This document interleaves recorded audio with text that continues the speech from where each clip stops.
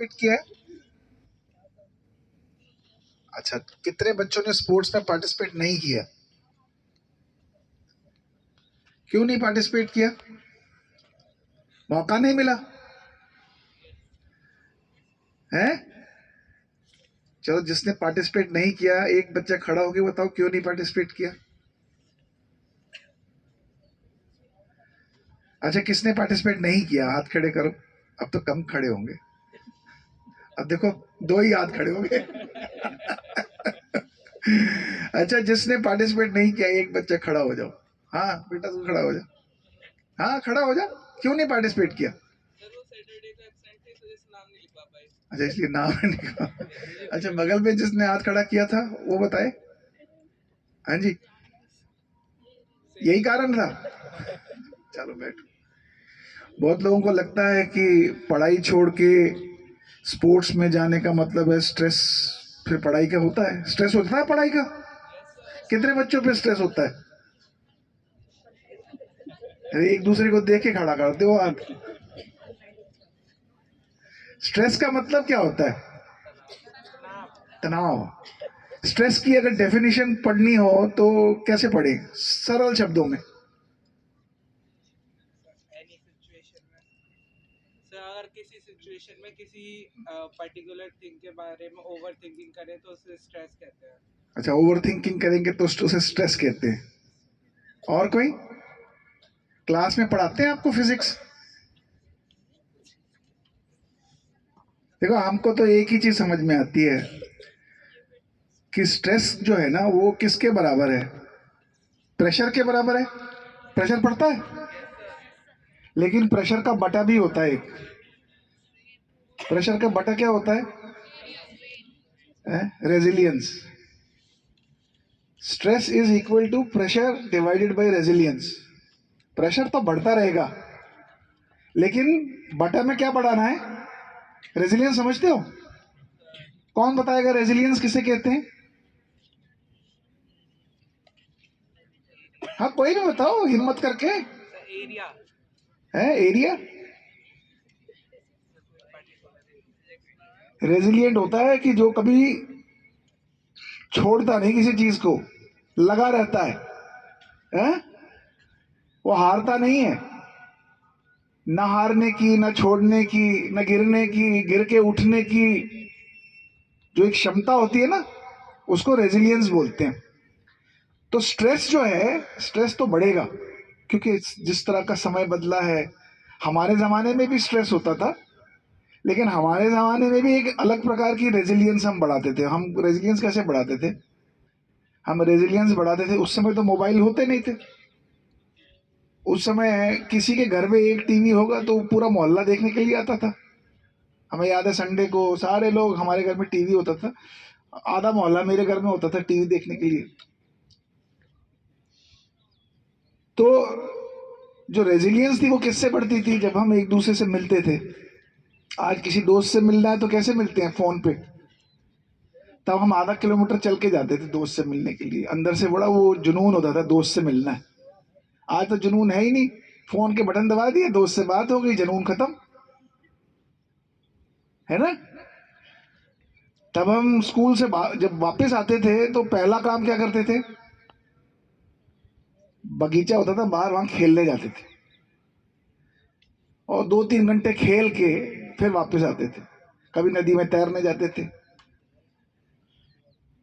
तो ये जो खेल खेलते थे हम 2-3 घंटे रोज, हमारे घर वाले हमारे पीछे पड़े होते थे, अरे तुम पढ़ो, पढ़ोगे नहीं तो कुछ नहीं कर पाओगे।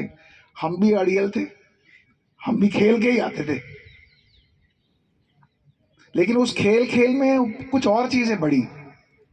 उस खेल खेल में लोगों से मिलना, बातचीत करना, एक दूसरे को समझना। खेल खेल में सबसे बड़ी चुनौतियां होती थी कि सामने, जैसे क्रिकेट खेलते थे तो सामने वाले को आउट करना, वो आउट ही नहीं होता था, तो अपने में एक चैलेंज दिखती थी। तो आउट करने के लिए पूरा एनर्जी लगाना, टीम के साथ बात करना। तो उसका परिणाम क्या निकला कि जीवन में जब भी हमारे सामने कोई मुश्किल आती थी ना, तो हमारी वही क्रिकेट खेलने की जो वो प्रैक्टिस थी कि कैसे सामने वाले का आउट करना है, तो कैसे टीम को इकट्ठा करके अपनी पूरी एनर्जी लगानी है। तो वो चीजें याद आती थी। और उस समय भी स्ट्रेस होता था कि सामने वाला आउट कैसे करें उसको, लेकिन वो जो टीम के साथ मिलकर एक रेजिलियंस पैदा होती थी ना अंदर, और ऐसा लगता था कि नहीं सारे लोग इकट्ठे हैं, कुछ ना कुछ तो करेंगे ही हम।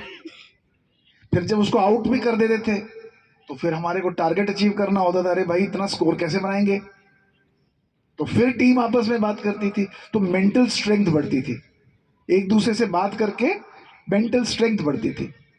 तो स्पोर्ट्स का सबसे बड़ा फायदा हमें ये मिलता था कि हमारे ऊपर स्ट्रेस ही नहीं बढ़ता था, क्योंकि जैसे ही प्रेशर बढ़ता था तो टीम के साथ बात करके रेजिलियंस भी बढ़ जाती थी। तो स्ट्रेस का जो ये प्रेशर डिवाइडेड बाय रेजिलियंस है, प्रेशर तो बढ़ेगा, प्रेशर को बढ़ने से कोई नहीं रोक सकता। आज तो तुम्हारे ऊपर बहुत ज्यादा प्रेशर है, मोबाइल का प्रेशर है, टीवी का प्रेशर है, बगल वाले ने ज्यादा नंबर ले लिए उसका प्रेशर है, पड़ोस वाले ने कोई और चीज ले ली उसका प्रेशर है। प्रेशर बढ़ता रहेगा, लेकिन प्रेशर के नीचे जो डिवाइडर है ना, जिसे डिवाइड करते हैं, रेजिलियंस, वो रेजिलियंस भी बढ़ानी पड़ेगी। आप रेजिलियंस बढ़ाओ तो स्ट्रेस अपने आप गायब। लेकिन हम लोग क्या करते हैं कि स्ट्रेस में सिर्फ प्रेशर की ओर ध्यान जाता है, रेजिलियंस बढ़ाने की ओर ध्यान नहीं जाता। इसलिए स्पोर्ट्स एक बहुत इंपॉर्टेंट एक्टिविटी है। स्पोर्ट्स के थ्रू आप एक दूसरे से मिल सकते हो, एक दूसरे को समझ सकते हो, एक दूसरे के साथ बातचीत कर सकते हो, एक दूसरे के साथ शेयर कर सकते हो, एक दूसरे की अच्छी चीजों को समझ सकते हो, एक दूसरे की कमियों को भी जान सकते हो, और उन कमियों को देख के वो कमियां आप में ना आए वो चीज समझ सकते हो। और सबसे बड़ा फायदा इसका ये है कि ये आज के इस युग में जहाँ पे सब लोग गैजेट्स के साथ जुड़े हैं, वहाँ पे हमारी जो फिजिकल एक्टिविटी है वो एक्टिविटी बड़ी कम हो गई है, जिसके कारण से आज हमारा शरीर जो है बहुत जल्दी बीमार हो जाता है, बहुत जल्दी थक जाता है। तो जब आप स्पोर्ट्स में जाते हैं तो आपकी एक्टिविटी आपके शरीर को फिट रखती है।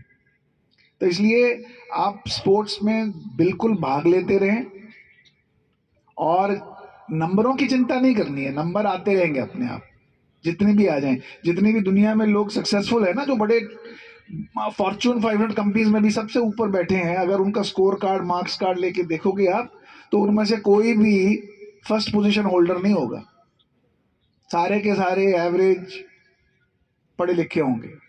पढ़ाई तो सिर्फ माध्यम है आपको आगे तक आगे ले जाने के लिए।